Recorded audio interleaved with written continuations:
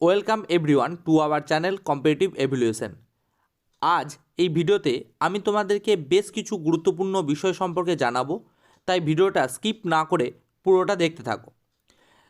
আমাদের প্রথম প্রশ্ন যেটা হচ্ছে সেটা হলো, প্রাথমিকে কি শূন্যপদ 50,000 থাকবে? পর্ষদ এই বিষয়ে কি বলেছে? তোমরা জানো কয়েকদিন আগেই আমাদের মাননীয় মুখ্যমন্ত্রী বাজেট অধিবেশনের সময় বলেছিল যে রাজ্যে প্রায় 5 লক্ষেরও বেশি সরকারি পদ বিভিন্ন দপ্তরে ফাঁকা আছে। তিনি স্পেশালিস্টভাবে নামকরণ করেছিলেন যে পুলিশ এবং শিক্ষকের ক্ষেত্রে। এরপরেও তিনি একটি জনসভাতে বক্তৃতা দেওয়ার সময় তিনি বলেছিলেন যে আমাদের রাজ্যে প্রায় 1 লক্ষেরও বেশি শিক্ষক পদ ফাঁকা আছে। তাহলে কেন নিয়োগ হচ্ছে না? নিয়োগ প্রক্রিয়াগুলি এত দিন কেন সময় লাগছে? এই বিষয়ে প্রশ্ন করা হলে পর্ষদ সভাপতি বলেন যে আইনি জটিলতার কারণে। তোমরা সবাই জানো 2022-এ যে টেটটি নেওয়া হয়েছিল সেই টেটের কিন্তু এমন কোনোরূপ আইনি জটিলতা নেই যার জন্য নিয়োগ প্রক্রিয়াকে আটকে রেখে দেওয়া যেতে পারে। কিন্তু তারপরেও তিনি বারবার অজুহাত দিয়ে গেছেন 2017-র ইন্টারভিউ প্রসেস যতক্ষণ না কমপ্লিট হচ্ছে বা তাদের রিক্রুটমেন্ট প্রসেস যতক্ষণ না কমপ্লিট হচ্ছে তিনি কিন্তু কোনোরূপ নতুন নোটিফিকেশান নিয়ে আসতে পারবেন না। এই ইন্টারভিউ তোমার যে রিক্রুটমেন্ট প্রসেস আছে সেই রিক্রুটমেন্ট প্রসেসটা কমপ্লিট হয়ে গেলেই তিনি 48 ঘন্টার মধ্যে ইন্টারভিউ নোটিফিকেশান নিয়ে আসবেন, কিন্তু সেই নোটিফিকেশান কিন্তু আজও আসেনি।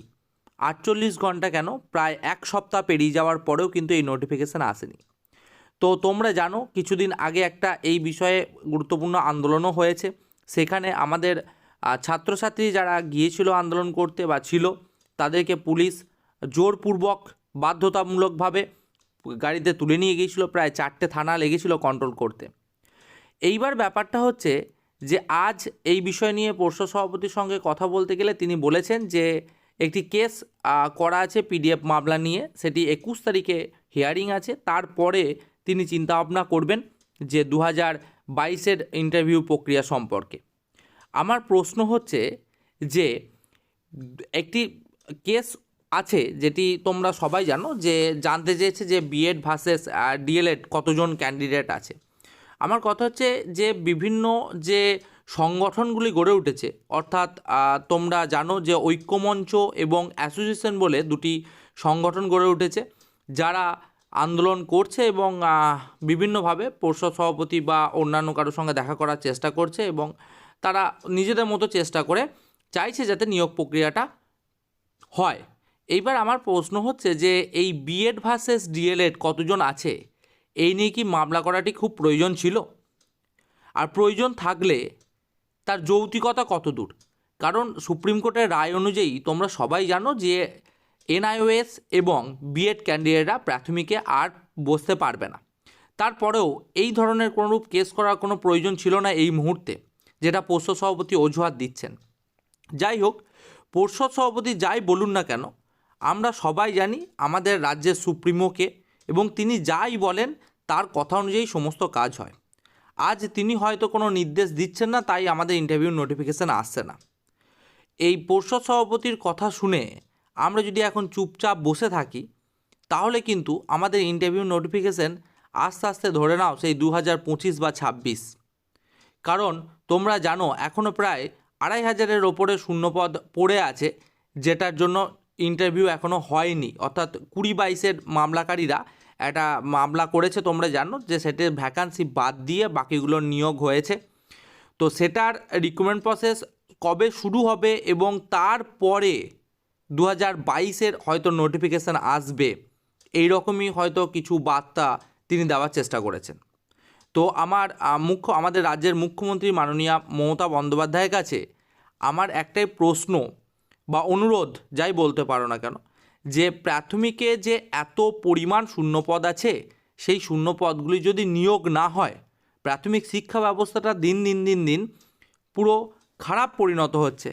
আজকের দিনে দিনমজুর বা খেটে খাওয়া লোকগুলোও তারাও প্রাইমারি স্কুলে তাদের ছেলেকে ভর্তি করতে চাইছে না। তার একটাই কারণ পরিকাঠামোর অভাব, শিক্ষকের অভাব। এর আগে যখন পুরাতন দিনে প্রচুর পরিমাণে শিক্ষক থাকতো, যে কারণের জন্য প্রাথমিক স্কুলগুলো রমরমিয়ে চলতো, কিন্তু বর্তমান সময়ে কি হয়েছে, শিক্ষক না থাকার জন্য প্রাইমারি স্কুলগুলো ধুঁকছে, আজকে বন্ধ হওয়ার পথে চলে এসেছে। শিক্ষা ব্যবস্থার মেরুদণ্ডহীন হয়ে পড়ছে শিক্ষকের অভাবে। এত পরিমাণ শূন্যপদ পড়ে থাকার পরেও কেন নিয়োগ হচ্ছে না, এই বিষয়ে প্রশ্ন করলে কেউই তার সঠিক উত্তর দিতে পারেন না। মাননীয়া মমতা বন্দ্যোপাধ্যায় বলেছিলেন যে বেশ কিছু রাজনৈতিক দলের তিনি নাম করেছিলেন যে তাদের কারণের জন্য তিনি ঠিকঠাক সময়ে নাকি নিয়োগ করতে পারছেন না। তো কারণটা কতটা যুক্তিযুক্ত সেটা তিনিই জানেন বা তোমরা বুঝতে পারছো। আমি এই ভিডিওর মাধ্যমে কোনো রকম কন্ট্রোভার্সিমূলক কথাবার্তা বলবো না। এইবার ব্যাপারটা হচ্ছে যে এই প্রাইমারির যে দুটো সংগঠন তৈরি হয়েছে, আমার তাদের কাছে প্রশ্ন যে সংগঠন তৈরি হয়েছে কেন, কিসের জন্য? ছাত্রদের স্বার্থ রক্ষার জন্য। তাহলে আপনারা নিজেদের মধ্যে দলাদলি কেন করছেন? অ্যাসোসিয়েশন একরকম কথা বলছে, ঐক্যমঞ্চ একরকম কথা বলছে। আপনাদের এই দলাদলির জন্য কাদের ক্ষতি হচ্ছে? সর্বোপরি 2022 স্টেট ক্যান্ডিডেটদের ক্ষতি হচ্ছে। আপনারা কেন এক হচ্ছেন না? কিসের ইগোর লড়াই এখানে? ছাত্রছাত্রীরা এতদিন পরিশ্রম করে পড়ে থাকছে, তারা নিজেদের পয়সা খরচ করে বা কেউ টাইম খরচ করে সরকারিতে যেভাবেই হোক না কেন একটা প্রশিক্ষণ প্রাপ্ত হয়েছে যাতে চাকরি পায়। বিভিন্ন চ্যানেলে আমি দেখছি এখনও পর্যন্ত ভিডিও দিয়ে যাচ্ছে যে কত স্কোর যেতে পারে, কত ভ্যাকান্সি পড়ে আছে, এই রকম ধরনের কিছু ভিডিও, এবং সেই ভিডিওতে ভিউজও হচ্ছে, তোমরা দেখছো। আমার প্রশ্ন হচ্ছে যে কত কাট আপ যেতে পারে এটা কেউ আগে থেকে কিভাবে বলতে পারে? একটা আন্দাজ করা যেতে পারে, 100% অ্যাকুরেসি তো কেউ কিছু বলতে পারে না। কিন্তু তারপরেও এই রকম ধরনের ভিডিওগুলো চলছে। আমার প্রশ্ন হচ্ছে ইন্টারভিউ নোটিফিকেশান যদি না আসে, তোমার স্কোর যাই থাকুক না কেন, তুমি কোথায় অ্যাপ্লাই করবে? ইন্টারভিউ নোটিফিকেশানটা যেভাবে হোক নিয়ে আসতে হবে। এইবার সামনে লোকসভা ভোট, তোমরা সবাই জানো।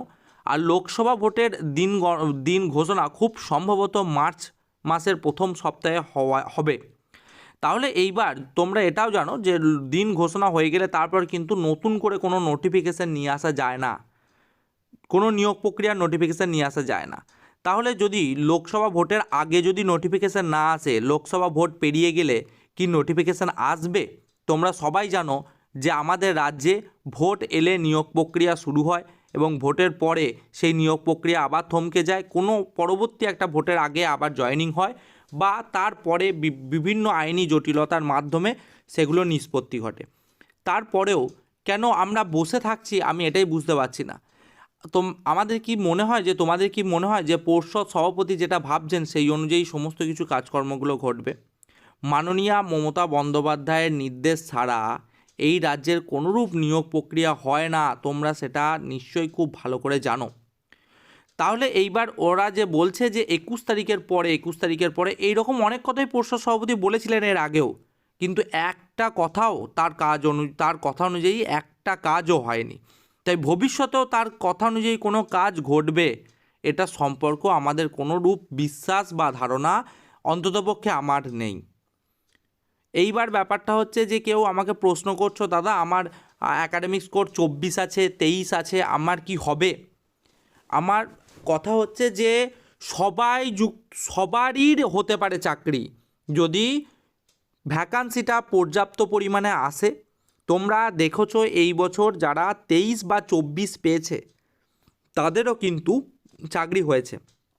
ইন্টারভিউতে 10-এ 10 যারা পেয়ে গেছে তাদের চাকরি হয়ে গেছে, কারণ 33 পয়েন্ট সামথিং পেয়েছে বা 34 পেয়েছে, 10 পেয়েছে ইন্টারভিউতে, 34 পিওর জেনারেল কোটায় তাদের হয়ে গেছে। তাই কার কত স্কোর আছে সেটা নিয়ে না মাথা ব্যথা করে বর্তমান সময়ে যেটা নিয়ে মাথা ব্যথা বেশি করা দরকার যে নোটিফিকেশানটা যেভাবে হোক বের করতে হবে, এই নিয়ে ভাবনা চিন্তা করো। আর এই যে দুটো গ্রুপ আছে তাদের উদ্দেশ্যে আমি একটা কথাই জানাবো, দয়া করে আপনারা গ্রুপবাজিটা করেন না। গ্রুপবাজিটা করে ক্ষতি হচ্ছে আমাদেরই।